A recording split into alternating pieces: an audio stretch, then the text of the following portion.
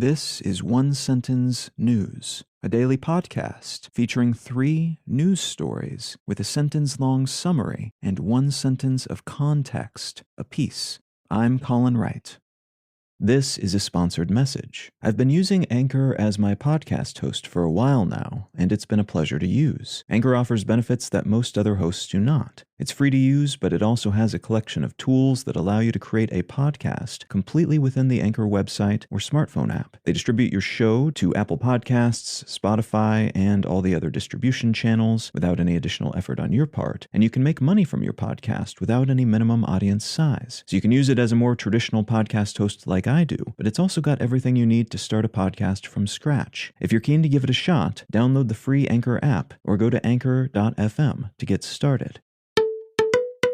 It's Monday, May 16th, 2022. Let's talk about the news. From the New York Times, Russia-Ukraine War Summary. Sweden's government has announced its intention to join the NATO Defensive Alliance just days after Finland's government announced the same, resulting in a Russian state-owned electricity provider shutting down their services to Finland. Russia is reportedly withdrawing its forces from around Ukraine's second-largest city, Kharkiv, after months-long efforts to take the city seem to have stalled and perhaps failed entirely in the face of a counterattack from Ukrainian forces. And as part of that same story, there are reports from Ukraine and the UK that a battalion of Russian forces trying to cross a river in the Donbas region of Ukraine may have been taken out entirely or nearly entirely, which, if true, would represent a significant military victory for Ukrainian forces. Ukraine has started a war crimes trial, their first in this conflict, against a 21-year-old Russian soldier who allegedly shot an unarmed older Ukrainian man in the head. This will likely be the first of many such trials during and in the wake of this conflict, likely on both sides.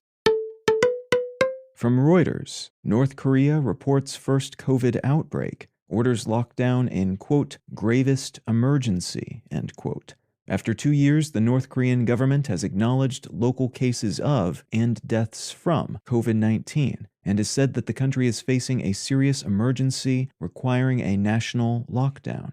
Claims by the North Korean government that COVID hasn't made it into or circulated within the country until now are generally considered to be false, despite their borders having been closed all this time. But lacking any real data on the matter, it's been tricky to establish from the outside how bad the pandemic has been for the quite poor and medically underserved nation. That the government is acknowledging both infections and deaths now may indicate things have gotten pretty bad, and might also signal they're looking for outside assistance. The South Korean government, in the wake of this announcement, has offered to help the North by sending them vaccines, something, as far as we know at least, the North does not have, as they earlier turned down vaccine offers from both China and the UN.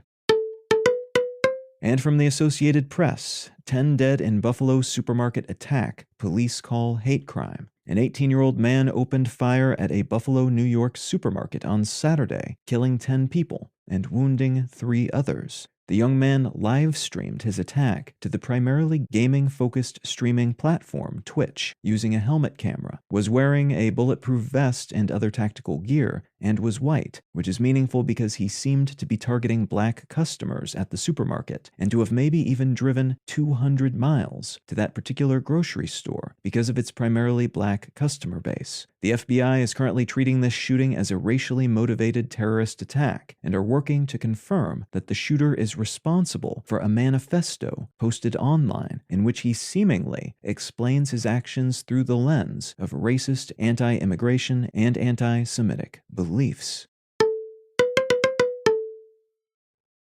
If you're finding some value in One Sentence News, consider leaving a quick review wherever you get your podcasts and or sharing the show with a friend. You can find out more about this show or subscribe to the email version at onesentencenews.com. And you can support this and other related projects, like the Let's Know Things and Brain Lenses podcasts, at understandery.com.